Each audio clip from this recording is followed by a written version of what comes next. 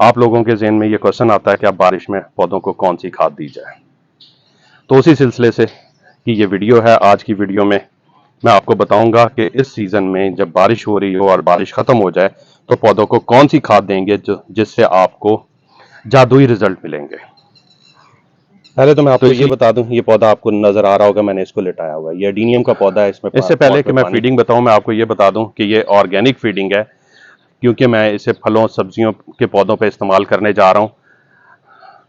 तो अस्सलाम वालेकुम, welcome back to my channel. मैं उम्मीद करता हूं आप लोग खैरियत से होंगे। देखिए, बरसात स्टार्ट हो गई हुई है, रेनी सीजन स्टार्ट हो गया। लाहौर में पिछले 4-5 दिन से मुसलसल बारिश हो रही है। तो ऐसी सिचुएशन में आप लोगों के ज़हन में ये क्वेश्चन आता है कि अब बारिश में पौधों को कौन सी खाद दी जाए।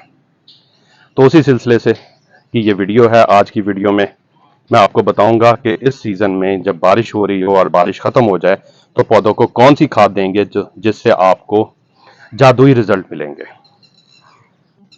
तो इसलिए इस वीडियो को आपने एंड तक देखना है, स्किप नहीं करना। और जो लोग मेरे चैनल पे नए हैं, मेरे चैनल को सब्सक्राइब कर लें, बेल नोटिफिकेशन ऑन कर लें,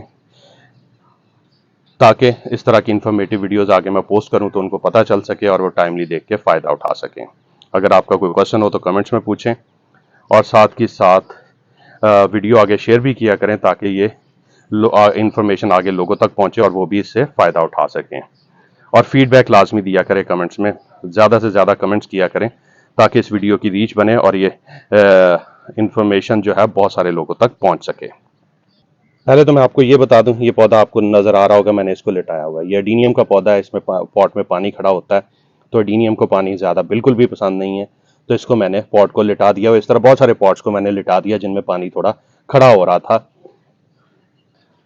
तो ये दिखाने का मकसद आपको यही था कि आपके भी अगर पॉट्स में पानी खड़ा हो रहा है तो उनको इस तरह लिटा दें ताकि उनमें पानी ज़्यादा देर खड़ा ना रह सके, जिससे आपके पौधे की रूट्स डैमेज नहीं होंगी और वो अच्छे से ग्रो कर पाएगा। और इस बरसात का जो बेनिफिट आपके पौधों को मिलना चाहिए वो आपको बेनिफिट मिलेगा, आपके पौधों को बेनिफिट मिलेगा और वो नज़र भी आएगा।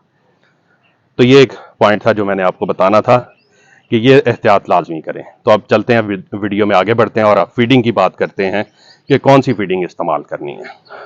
इससे पहले कि मैं फीडिंग बताऊं, मैं आपको ये बता दूं कि ये ऑर्गेनिक फीडिंग है, क्योंकि मैं इसे फलों सब्जियों के पौधों पे इस्तेमाल करने जा रहा हूं। तो इसलिए मैं इसको 100% ऑर्गेनिक रखूंगा और आप लोगों को भी ऐसी ही फीडिंग आज बताऊंगा कि जो 100% ऑर्गेनिक है और आप बिना किसी परेशानी के और अपने पौधों पे इस्तेमाल कर सकते हैं। कोई उसमें इनऑर्गेनिक चीज़ नहीं है, वो ऑर्गेनिक चीज़ें हैं। तो इसके लिए जो सबसे पहले मैं यूज़ करने जा रहा हूँ वो है जी सीवीड। सीवीड फर्टिलाइज़र है ये।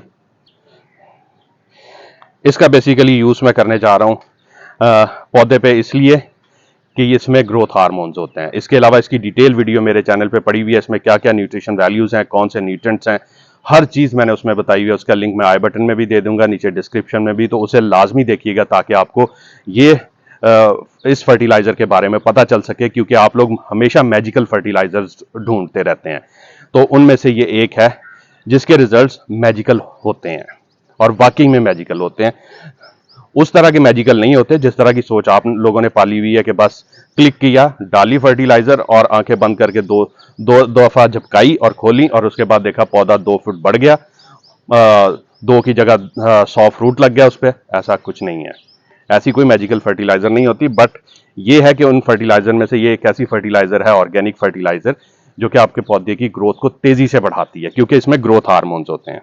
अब ये कितनी लेनी है, ये मैं ले रहा हूं 2 ग्राम पर लीटर के हिसाब से, और ये मैंने 20 ग्राम ले लिया। ये पानी 1 लीटर ले लिया हुआ, उसमें मैं डिसॉल्व कर लूंगा इसको और फिर बाद में मैं अपना वाटरिंग कैन में इसको मिक्स करूंगा, क्योंकि वाटरिंग कैन में मिक्स करना थोड़ा मुश्किल हो जाता है और सम टाइम ये नीचे बैठी रह जाती है, क्योंकि इसको थोड़ा टाइम चाहिए होता है डिसॉल्व होने के लिए।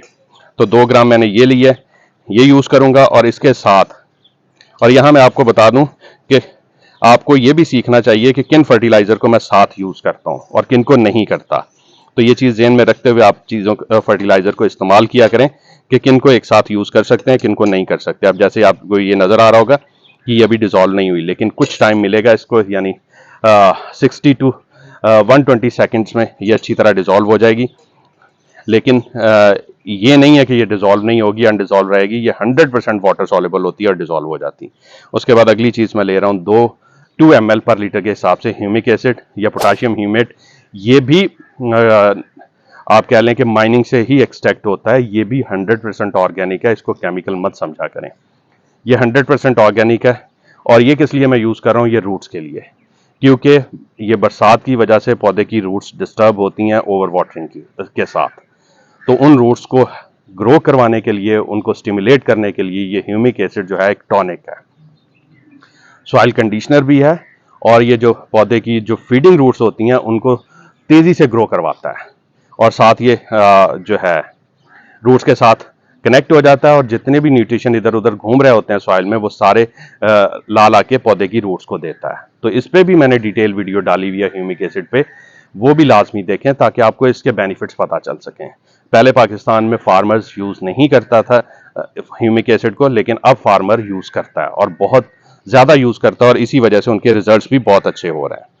तो ये मैंने 20 ml ले लिया है। अगर ज़्यादातर ये सॉलिड फॉर्म में अवेलेबल होता है, अगर आपको सॉलिड मिले तो आपने 2 ग्राम पर लीटर के हिसाब से लेना है, तो उस हिसाब से आप 20 ग्राम लेंगे। तो मेरे पास क्योंकि ये लिक्विड फॉर्म में अवेलेबल है तो मैंने वो ले लिया है। अब इसको अच्छी तरह मैं मिक्स करूंगा, और इसके बाद इसको का 10 लीटर सोल्यूशन टोटल बनाऊंगा, और फिर उसको मैं पौधे में यूज़ करूंगा। तो चलिए मैं इसको मिक्स करता हूँ, फिर आपसे मिलता हूँ कि पौधे में कैसे यूज़ करना है।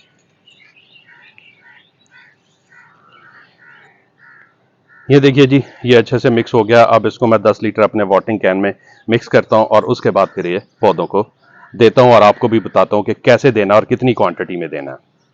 क्योंकि अक्सर लोग आपको ये तो बता देते हैं कि इसका मिक्सचर कैसे बनाना है, सोल्यूशन कैसे बनाना है, ये नहीं बताते कि पौधे को कितना देना है। तो वो मैं अभी आपसे शेयर करता हूँ।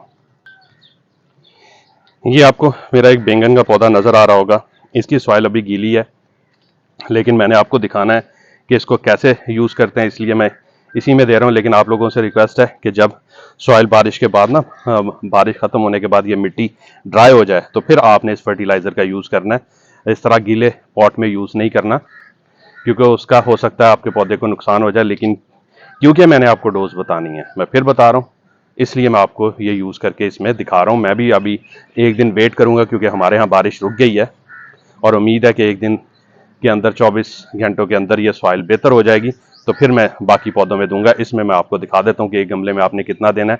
अंदाजे से आप लोगों ने एक गमले में 1 लीटर ये सोल्यूशन देना है, इस तरह, और नीचे देना है, स्प्रे नहीं करना। 1 लीटर सोल्यूशन आपने गमले की बेस में देना है, और ऐसा भी नहीं करना कि जितना आप पानी देते हैं 2-3 लीटर आप उतना दे रहे हो, नहीं, 1 लीटर।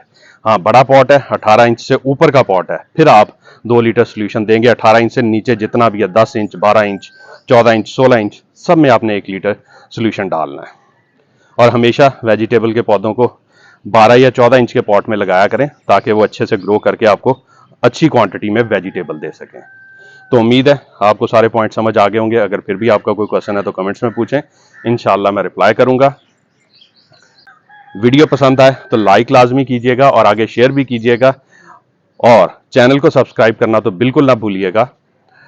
तो आप मुझे इजाज़त दीजिए, इंशाल्लाह बहुत जल्द एक और इन्फॉर्मेटिव वीडियो के साथ हाजिर होऊंगा। तब तक के लिए अल्लाह हाफिज़।